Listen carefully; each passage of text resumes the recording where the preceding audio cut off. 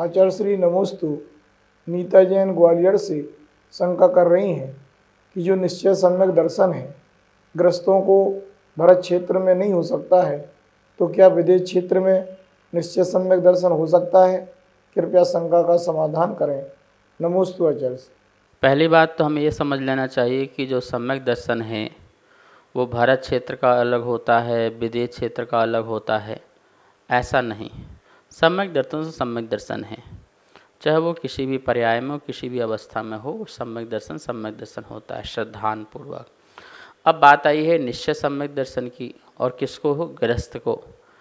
गृहस्थ को 3 काल में भी निश्चय सम्यक दर्शन नहीं हो सकता, क्योंकि निश्चय सम्यक दर्शन के लिए चारित्र का अविनाभाव होना बहुत ज़रूरी है। चारित्र के साथ ही निश्चय सम्यक दर्शन हो सकता है, बाकी अवस्था में निश्चय सम्यक दर्शन नहीं हो सकता। गृहस्थ के पास अभी चारित्र नहीं है, और चारित्र में भी ध्यान रखना, सकल चारित्र, वीतराग चारित्र जो होता है उसको ही वहाँ समझना। बहुत सारे आचार्यों ने इसमें बात कही गई है। मैं इतना ही कहना चाहता हूँ कि गृहस्थ को जो सम्यक दर्शन है वो व्यवहार सम्यक दर्शन है। व्यवहार सम्यक दर्शन में तत्व का निर्णय है, तत्व के प्रति उसे रुचि है, और ये सब जो हो रहा है शुभ काल में हो रहा है, शुभ भावों में हो रहा है। बुद्धिपूर्वक देव शास्त्र गुरु की आराधना चल रही है।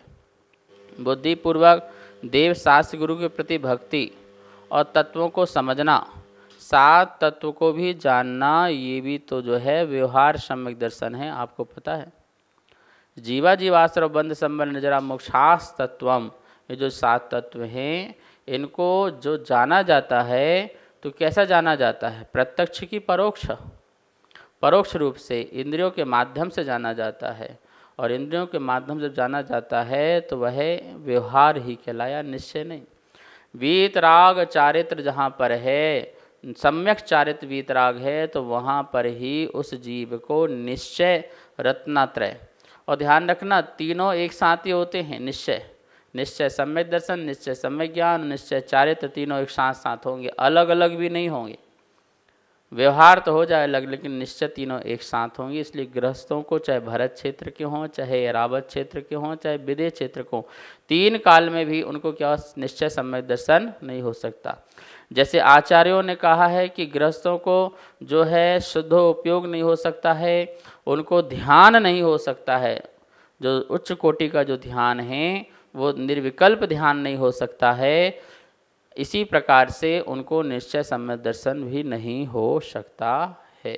आचार्य श्री नमोस्तु धर्म से जैन दिल्ली से शंका कर रहे हैं कि हमने कई आचार्य मुनियों की सत्संगति की है, तो अब हमारे भाव है कि मैं भी एक दिन केस लॉन्च करूं, क्योंकि उनके केस लॉन्च देख करके विरक्ति का भाव आया है, तो मैं कैसे आगे बढ़ूं? कृपया शंका का समाधान करें। नमोस्तु आचार्य श्री। साधुओं की चर्या को देख कर के स्वयं उस चर्या रूप होने का जो भाव है, ये तो बहुत ही अति उत्तम भाव है। मुनिराज नग्न रहते हैं तो मैं कब नग्न रहूं? मुनिराज करपात्र में आहार ग्रहण करते हैं तो मैं भी कब करूं? मुनिराज केश लॉन्च करते हैं तो मैं भी कब केश लॉन्च करूं? ऐसी भावना आप भा रहे हैं, ये तो बहुत ही अति उत्तम है, और ऐसी भावना तो सबको भाना ही चाहिए। लेकिन भावना ही भाई जा सकती है जिस स्थिति में आप अभी हैं। उस स्थिति में आप मुनि की चर्या का पालन नहीं कर सकते हैं। मुनि ही केश लॉन्च करते हैं, मुनि ही करपात्र में आहार ग्रहण करते हैं, मुनि ही नग्न रहते हैं। अब आप घर में रह कर बोलो कि मैं नग्न रह लूँ, घर में पूरा नग्न घूमता रहूँ, घर में मैं नग्न होकर के हाथ में आहार करता रहूँ। बोले क्यों? बोले मुनि बनने का मैं अभ्यास कर लूँ, मुनि बनने का मैं अभ्यास कर लूँ। तो क्या आप घर में 24 घंटे नग्न घूम सकते हैं अपने परिवार के सामने? क्या करपात्र में वहाँ आहार ग्रहण करेंगे? नहीं। ऐसे ही केस लॉन्च का भी अभ्यास नहीं करना है।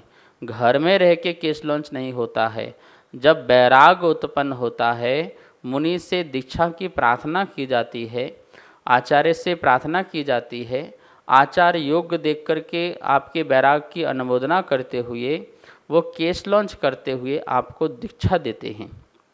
ठीक है ना। तो कोई केस लॉन्च का अभ्यास नहीं होता, इस बात का ध्यान रखना। जैसे आप घर में नग्न घूम नहीं सकते हो, वैसे ही घर में रह कर के केस लॉन्च नहीं कर सकते हो। बहुत सारे मैंने देखा है कि लोग घर में भी केस लॉन्च करते रहते हैं, और मैंने ऐसे त्यागी व्रती भी देखे हैं जो अभी मुनि बनने के योग्य भी नहीं हैं, वो भी केस लॉन्च करते हैं। ध्यान रखना, उच्च पद को नीच पद में, छोटे पद में रह कर के करोगे, घर में रह के करोगे तो असमाधि के कारण बनोगे। क्योंकि जब आप छोटे पद में ही रह के उच्च पद के कार्य कर लोगे तो वो उच्च पद की जो चीज़ें हैं उसकी गरिमा आपके अंदर से समाप्त हो जाएगी, उसके प्रति श्रद्धा और आस्था भाव समाप्त हो जाएगा, और मुनि बनने के भाव भी पैदा नहीं होंगे। मैंने पहले भी कहा है कि जो मुनि के कार्य हैं वो यदि ग्रस्त करता है तो नियम से असमाधि का कारण बनेगा। इसलिए हमें कभी भी इस प्रकार की मुनियों के आचार, कुंद ने कहा है ना कि खेल खेल में भी मुनि के धर्म को मत पालना, वरना निगोज जाना पड़ेगा। इसलिए मुनि बन करके तो आपको केस लॉन्च करने के भाव हैं तो मुनियों के पास जाके श्रीफल अर्पण करो और दीक्षा के भाव प्रकट करो कि हे प्रभु, मैं दीक्षित हूँ और मैं भी मोक्ष मार्ग में चलूँ। यहाँ कोई अभ्यास नहीं होता मुनि का, और ना ही शादी का।